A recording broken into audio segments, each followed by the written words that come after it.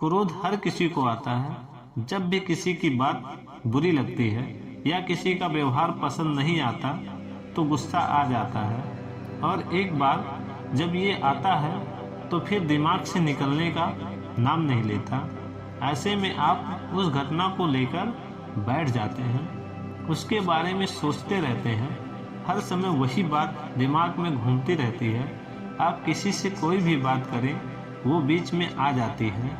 ऐसे में आप ना चाहते हुए भी उसके बारे में बात करने लगते हैं, उसकी शिकायत करने लगते हैं। और अगर उस समय वहाँ पर कोई बात करने वाला नहीं होता है तो आप अपने आप से ही बातें करने लगते हैं, बड़बड़ाने लगते हैं। इस सब से उस व्यक्ति की सेहत पर कोई फर्क नहीं हो पड़ता, पर उसका नुकसान ज़रूर होता है। लेकिन अगर आप चाहें तो इस स्थिति से बच सकते हैं, इस नुकसान से खुद को बचा सकते हैं। कैसे, आइए जानते हैं गौतम बुद्ध की इस कहानी के जरिए।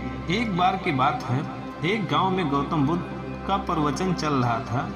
वो कह रहे थे, जब हम क्रोधित होते हैं तो दूसरों को नुकसान पहुंचाने की कोशिश करते हैं, लेकिन उस समय हम इतने आवेशित हो जाते हैं कि हमारी सोचने समझने की ताकत समाप्त हो जाती है। इसीलिए क्रोध में हम सही निर्णय नहीं ले पाते और अपना ही नुकसान कर बैठते हैं। बुद्ध की इस सभा में एक गुस्सैल स्वभाव का व्यक्ति भी शामिल था। उसे बात बात पर गुस्सा आ जाता था। आज भी वो अपने परिवार वालों से झगड़ कर आया था और उस समय भी उसके दिमाग में उथल पुथल मची हुई थी। इसीलिए उसे बुद्ध की बातें अच्छी नहीं लग रही थी। उसे लग रहा था कि जैसे बुद्ध उसे डांट रहे हों, सबके सामने उसकी बेइज्जती कर रहे हों। इससे उस व्यक्ति का क्रोध भड़क गया। वो अपनी जगह से उठा और बुद्ध के पास जा पहुंचा। इससे पहले कि कोई कुछ समझता, उसने बुद्ध के मुंह पर थूक दिया। ये देखकर वहां मौजूद लोग भड़क उठे और उस व्यक्ति के बारे में बुरा भला कहने लगे। लेकिन बुद्ध अभी भी अपनी जगह पर शांत बैठे हुए थे। उन्होंने अपना चेहरा पोंछा और बोले, क्या बात है वत्स, तुम्हें कुछ कहना है? उस व्यक्ति ने बुद्ध की बात का कोई जवाब नहीं दिया। वो बिना कुछ कहे वहां से चला गया। ये देखकर एक व्यक्ति से नहीं रहा गया। उसने बुद्ध से पूछा, महात्मा, उस मूर्ख व्यक्ति ने आपका अपमान किया, आपने उसे कुछ नहीं कहा? उसकी बात सुनकर बुद्ध धीरे से मुस्कुराए और फिर बोले, तुमने शायद उस व्यक्ति का चेहरा नहीं देखा। वो बहुत परेशान लग रहा था। मुझे लगता है कि वह किसी चिंता में घिरा हुआ था। इसीलिए ऐसे व्यक्ति, परेशान व्यक्ति को क्या दोष देना। बुद्ध पर थूकने वाला व्यक्ति सभा से उठने के बाद अपने घर चला गया। वो दिन भर बेचैन रहा। उसे अपनी करनी पर पछतावा होता रहा। रात में भी वो सो नहीं पाया और बेचैनी में इधर उधर करवट बदलता रहा। अगले ही दिन वो फिर से बुद्ध की सभा में गया। वहां पहुंचते ही वो बुद्ध के चरणों में गिर पड़ा और रोने लगा। ये देखकर बुद्ध ने पूछा, क्या हुआ वत्स, तुम क्यों रो रहे हो? वो बोला, मैं वही दुष्ट व्यक्ति हूँ जिसने कल आपका अपमान किया।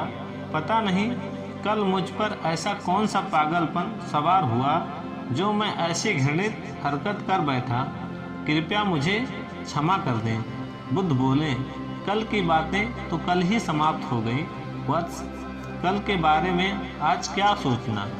अगर मैं उस घटना के बारे में सोचता रहता, क्रोध करता रहता, तो उससे सिर्फ मेरा दिल दुखता, तुम्हें उससे कोई फर्क नहीं पड़ता। इसीलिए बुरी घटना को याद करना कोई समझदारी की बात नहीं है। इससे हमारी परेशानियां बढ़ जाती हैं और जीवन ठहर जाता है। इसीलिए अप्रिय बातों और अप्रिय घटनाओं को भूलने में ही समझदारी है। जो व्यक्ति ऐसी घटनाओं को भूल जाता है वही जीवन में आगे बढ़ता है, और जो उनमें उलझ जाता है उसका जीवन चक्रव्यूह के समान हो जाता है, जिससे वो चाहकर भी बाहर नहीं निकल पाता। दोस्तों, गुस्सा करना बिल्कुल ऐसा ही होता है कि जहर तो आप पिए और कामना करें कि सामने वाला मर जाए। इसीलिए जब भी कभी आपको गुस्सा आए तो इस बात को ध्यान में रखें कि अगर आप किसी से नाराज होते हैं और रूठ कर चुपचाप बैठ जाते हैं तो आप अपना ही नुकसान करते हैं। इससे आपके समय का तो नुकसान होता ही है, आपके शरीर का भी नुकसान होता है। इसीलिए अप्रिय बातों, अप्रिय घटनाओं को लेकर बैठना कोई हल नहीं। बेहतर है कि उन्हें भूल कर आगे बढ़ें, तभी आप जीवन के प्रवाह के साथ अपने आप को जोड़ पाएंगे और जीवन का आनंद ले पाएंगे। हम में से ज़्यादातर लोग यही समझते हैं कि हमारे दुखों का कारण कोई दूसरा व्यक्ति है, और जब हम ऐसा मानते हैं तो हम अपने स्वयं नियंत्रण की कमी और अक्षमताओं को अनदेखा कर देते हैं। वास्तव में ये हम पर निर्भर करता है कि हम दूसरों के द्वारा प्रदान की गई नकारात्मक को स्वीकार करें या नहीं। अगर हम नकारात्मकता और स्वीकार करते हैं तो हम अपने पैरों पर कुल्हाड़ी मारते हैं, और जब हम उसे अस्वीकार कर देते हैं तो घृणा, क्रोध, हिंसा हर किसी से मुक्त हो जाते हैं